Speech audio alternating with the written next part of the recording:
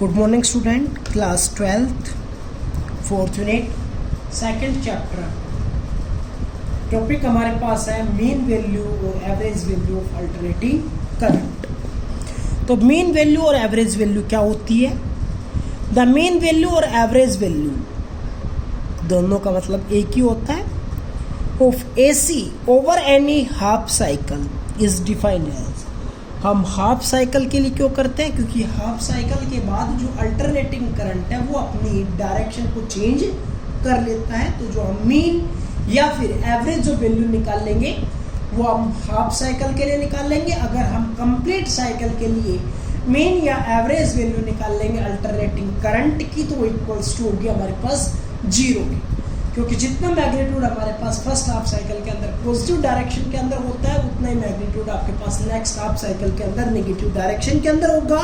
So the mean और average value of the alternating current for a complete cycle यानी कि full cycle is 0 की equal होगी। इसलिए आप यहाँ पर करते हैं हाफ साइकिल का यूज। तो क्या होती है? The value of study current which would send the same amount through a circuit in the time of half cycle as is sent by AC through the same circuit in the same time। यानी कि एक बार आपने क्या किया, एक circuit के अंदर AC से जोड़ दिया, तो जितना इफेक्ट हाफ साइकिल के अंदर AC करंट वहां पर उस सर्किट के अंदर कर पा रहा था, उतना ही सेम इफेक्ट अगर हम एक कांस्टेंट करंट भेजें तो वो हाफ साइकिल के लिए वो कांस्टेंट करंट अगर हमारे पास सेम इफेक्ट करे तो वो क्या कहलाएगा? मीन और average value of alternating current. Clear? तो हम एसी के लिए अल्टरनेटिंग करंट के अंदर करंट की दो इक्वेशन ले सकते हैं। फर्स्ट इक्वेशन ले सकते हैं I that is equals to I naught sine omega T, और दूसरी ले सकते हैं I that is equals to I naught cos omega T. हम यहाँ पर लेकर चल रहे हैं साइन का फंक्शन, इसलिए क्या लिखेंगे? I that is equals to I naught sine omega T. According to definition of the current I that is equals to D Q by D T. So I into D T that is equals to D Q के equal भी लिखा जा सकता है। अगर हम दोनों side integration करेंगे तो हमारे पास क्या हो जाएगा? Integration of d Q that is equals to integration of i into D t. इस साइड जो आपके पास इंटीग्रेशन हो रहा है वो किसके रेस्पेक्ट में हो रहा है? टाइम। तो टाइम कहां से कहां तक चेंज हो रहा है? 0 to t/2 यानी कि हाफ साइकिल के लिए चेंज हो रहा है। तो अगर हम यहाँ पर इंटीग्रेशन करेंगे तो dq का इंटीग्रेशन क्या हो जाता है? q। और i की जगह पर पहले आप वैल्यू पुट कर क्या कर सकते हैं? I naught sine omega t into D T. तो यहाँ पर इंटीग्रेशन करेंगे तो आई नोट आपके पास आ जाएगा बार। इंटीग्रेशन ऑफ साइन क्या होता है? माइनस कोस, इसलिए माइनस को मैंने लिख दिया बार। कोस ओमेगा टी बन जाएगा, और टी का के रेस्पेक्ट में हो रहा है, और टी के आगे वैल्यू है वो क्या है? ओमेगा। तो ओमेगा आ जाएगा डिवाइड के अंदर। ठीक है, तो क्या बन जाएगा? Minus I note cos omega T divide by omega, और लिमिट 0 to t/2। ओमेगा को मैं बाहर निकाल लेता हूं तो आई किसके इक्वल हो जाएगा? I that is equals to minus Q naught by omega cos omega t/2 upper limit put कर दी है, और t की जगह पर एक बार लोअर लिमिट यानी कि 0 पुट करेंगे तो हो जाएगा कोस 0। क्लियर? ओमेगा को आप लिख सकते हैं omega that is equals to 2π/t। तो यहाँ पर ओमेगा की जगह पर लिखा जाएगा 2π/t, और ये t/2 की जगह पर t/2। t से t कैंसिल, 2 से 2 कैंसिल, तो क्या बन गया? Minus I naught by omega cos pi minus cos 0। Cos pi means cos 180, और कोस 180 का मतलब क्या होता है? -1, और कोस 0 की वैल्यू भी क्या होती है? 1, और ये माइनस का साइन, इसलिए क्या हो जाएगा? -1 क्या हो गया? -2, और माइनस ऑलरेडी बाहर है तो क्या हो जाएगा? 2 आई नोट बाई ओमेगा।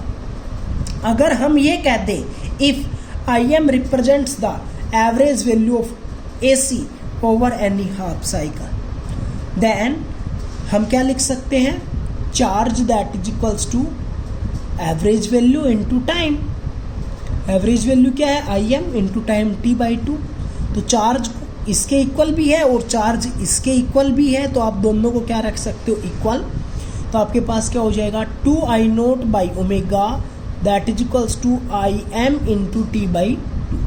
ठीक है, देखो ओमेगा की जगह पर 2 पाई बाई टी, टी से टी कैंसिल, 2 से 2 कैंसिल, देन आई एम किसके इक्वल हो गया 2 I naught by pi, I naught by pi की जगह पर वैल्यू 3.14 डिवाइड करते हैं तो वैल्यू आ जाएगी 0.636 आई नोट, यानी कि 63.6% ऑफ आई नोट के इक्वल। अगर हम ये कहते हैं कि मीन वैल्यू और average value of AC alternating current of EMF के रेस्पेक्ट के अंदर, यानी कि पहले तो हमने निकाली थी अल्टरनेटिंग करंट की, अब निकाल रहे हैं अल्टरनेटिंग ईएमएफ की, ठीक है। It is that value of constant EMF, तो ये क्या होगी हमारे पास मीन और एवरेज वैल्यू, एक कांस्टेंट वैल्यू होगी which would send the same amount of charge, जो हमारे पास क्या करे same amount of charge flow करवाएगी through a circuit in the time of half cycle, उस सर्किट के अंदर हाफ साइकिल के अंदर as is sent by the alternating EMF through the circuit, जितना कि अगर हम अल्टरनेटिंग ईएमएफ हाफ साइकिल के अंदर जितना करंट पास करवा रही है उतना ही यहाँ पर सेम इफेक्ट देखने को मिलेगा। तो जो कि पीछे हमने पढ़ा था करंट के लिए, आप एसी के अंदर क्या लिख सकते हैं I naught sine omega T और आई नोट कोस ओमेगा टी, वैसे ही आप अल्टरनेटिंग ईएमएफ को क्या लिख सकते हो E that is equals to E naught sine omega T और E that is equals to E naught cos omega T. यहाँ पर हम कोस का फंक्शन साइन का फंक्शन लेकर चल रहे हैं तो क्या हो जाएगा E that is equals to E naught sine omega T.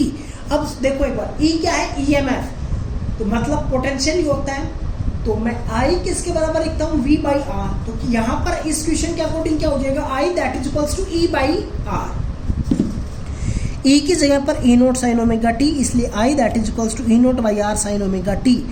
D Q किसके इक्वल होता है आई इंटू डी टी के इक्वल होता है, इसलिए D Q that is equals to E naught sine omega T by R into D T, ठीक है। आई की जगह पर ये वाली वैल्यू पुट कर दी गई है, दोनों साइड इंटीग्रेशन किया जाएगा, तो integration of d Q that is equals to integration of E naught sine omega t into D t divide by R limit 0 to t by 2।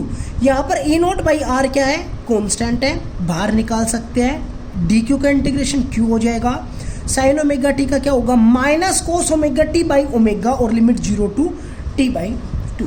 जैसे कि हमने लास्ट टॉपिक के अंदर अल्टरनेटिंग करंट वाले case के अंदर की थी, वैसा ही केस यहाँ पर बनेगा, q that is equals to minus E naught by omega R cos omega into T by 2 upper limit, minus में cos 0 lower limit, upper limit यहाँ पर हम ओमेगा की जगह पर 2 पाई बाई टी पुट करेंगे तो उससे वो कैंसिल हो जाएगा, जैसे कि लास्ट वाली वीडियो के अंदर हमने किया है, लास्ट पार्ट के अंदर इसी वीडियो के लास्ट पार्ट के अंदर किया है। तो क्या बन जाएगा कोस पाई माइनस कोस 0, कोस पाई की वैल्यू क्या हो जाएगी -1 और कोस 0 की वैल्यू क्या हो जाएगी, यहाँ पर माइनस का सिंबल है 1 तो क्या हो जाएगी -2 यहाँ पर पुट की गई, तो क्या बन गया 2 E naught by omega R that is equals to Q के इक्वल हो गई।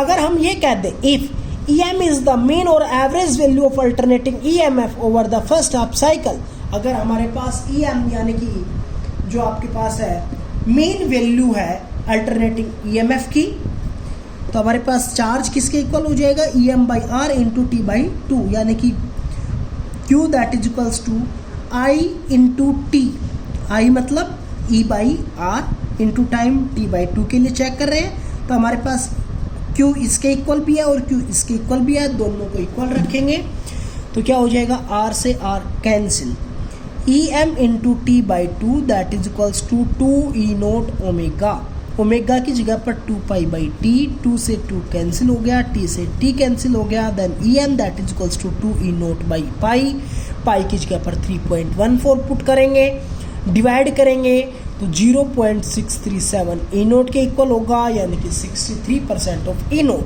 तो ध्यान रखना है मीन वैल्यू और average value of alternating current और alternating EMF is the 63.7% of peak value of alternating EMF और alternating current. Thank you. Important topic है, इसके ऊपर न्यूमेरिकल्स को आपको ध्यान से करने हैं ट्राई। Thank you.